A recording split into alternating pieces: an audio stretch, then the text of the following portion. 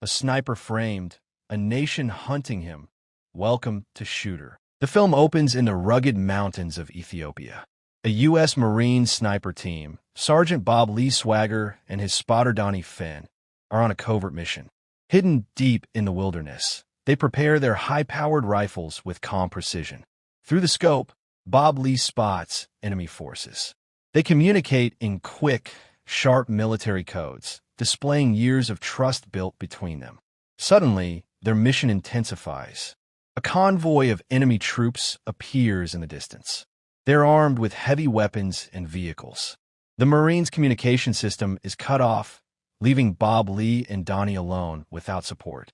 Despite the danger, Bob Lee takes the shot. His bullets fly with deadly accuracy, hitting targets one after the other, sending chaos across the convoy. But things take a drastic turn.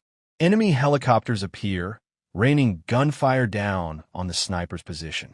Bob Lee and Donnie scramble for cover as explosions rip through the mountainside. They realize they've been left behind, abandoned by their own command. In the midst of the firefight, Donnie is fatally struck. Bob Lee is forced to retreat, narrowly escaping with his life as his best friend dies in battle. The film cuts to 3 years later. Bob Lee Swagger has left the Marines. Haunted by the memory of his fallen comrade, he isolates himself in the mountains of Wyoming. A cabin, surrounded by wilderness, becomes his retreat from the world. He spends his days in solitude, accompanied only by his loyal dog. Bob Lee's life is now quiet, centered on hunting, survival, and staying away from people. One day, his isolation is broken. A group of government officials arrives at his cabin. Leading them is Colonel Isaac Johnson. They approach Bob Lee with a proposition. Johnson explains that there's intelligence suggesting a plot to assassinate the President of the United States. They need someone with expert sniper knowledge to assess how such an attack could be carried out. At first, Bob Lee is skeptical. He's wary of authority after what happened overseas.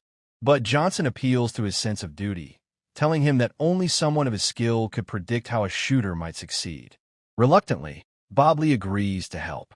The next scenes show Bob Lee being flown to Washington, D.C. He's given briefings, maps, and potential locations where the president might appear publicly. His task is to survey each spot and determine where a sniper could realistically set up. Bob Lee studies the vantage points with meticulous attention. He visits rooftops, buildings, and landscapes, explaining how a shot could be made, the trajectory of a bullet, the wind conditions, and the timing. His expertise impresses Johnson and his team. Finally, Bob Lee identifies the most likely location for the attempt, a church in Philadelphia, where the president is scheduled to give a speech. He explains that from a certain distance, with the right rifle, a sniper could take the shot. Johnson takes note, seemingly satisfied. The day of the event arrives. The president is set to attend the church, and the security presence is heavy. Bob Lee is positioned at a secure location, supposedly to observe. But just as the president approaches the podium, everything goes wrong. A shot rings out. Chaos erupts. The archbishop standing beside the president is struck and killed. Shock spreads through the crowd. Security forces move in instantly. Bob Lee is shot in the arm by one of Johnson's men. It's an attempt to kill him on the spot. Wounded and bleeding heavily, he staggers away. Almost immediately, soldiers and police converge, claiming he fired the shot. Bob Lee narrowly escapes, his arm badly injured, as every cop in the city is sent after him. Sirens blare while he fights to stay conscious. Framed for the assassination attempt on the president, Swagger is now America's most wanted fugitive. Bob Lee Swagger is now a fugitive, accused of attempting to assassinate the president.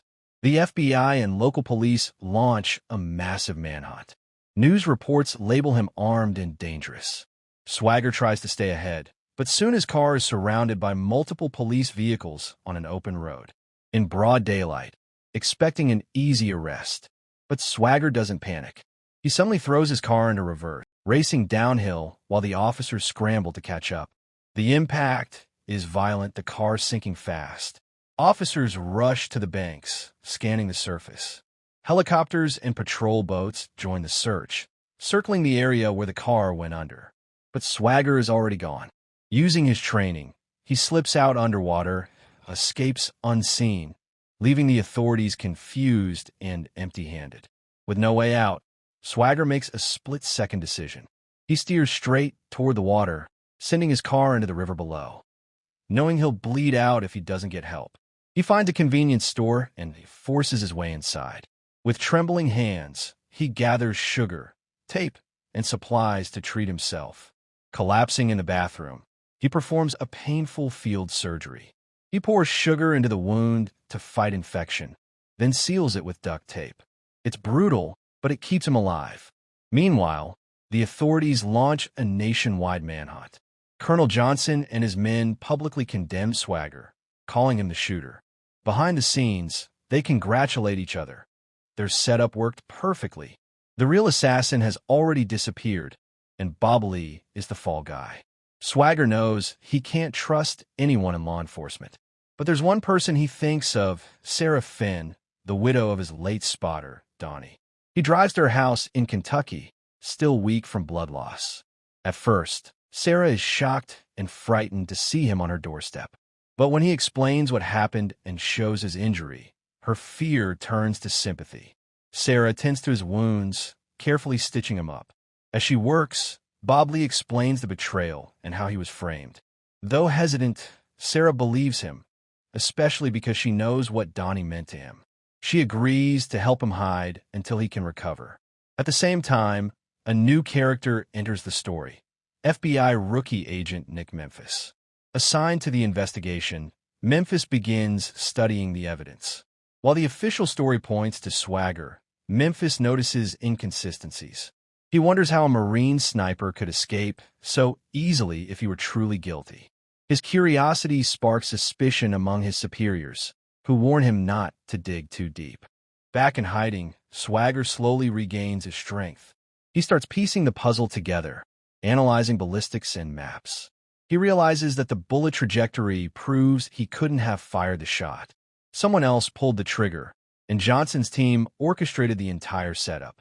Meanwhile, Nick Memphis decides to investigate on his own. He visits the supposed sniper's nest where Swagger was accused of shooting from. Meanwhile, Colonel Johnson grows more desperate. He sends his mercenaries to silence anyone connected to the conspiracy. Sarah Finn is kidnapped by Johnson's men, used as leverage to draw Swagger out. Agent Nick Memphis, already suspicious about the entire conspiracy, is suddenly grabbed by Johnson's men to a black van and take him to a remote location. Memphis realizes the full weight of what he's stumbled into. This isn't just about Bob Lee Swagger. This is a government-sanctioned setup, explaining that Memphis has seen too much.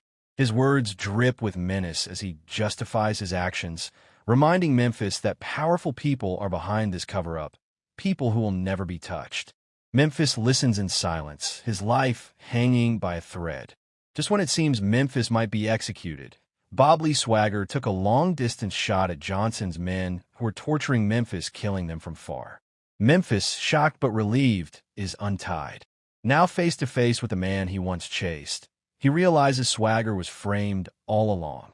Swagger doesn't waste time.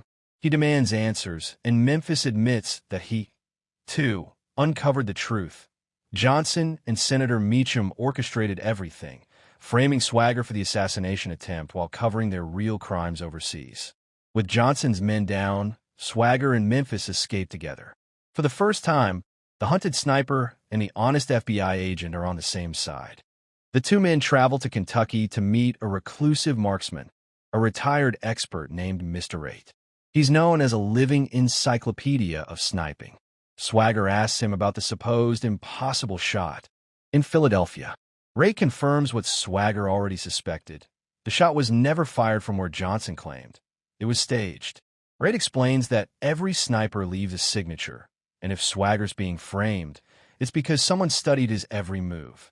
With more clarity, Swagger and Memphis prepare for the final move. Mercenaries arrive with Sarah as bait. A brutal battle follows.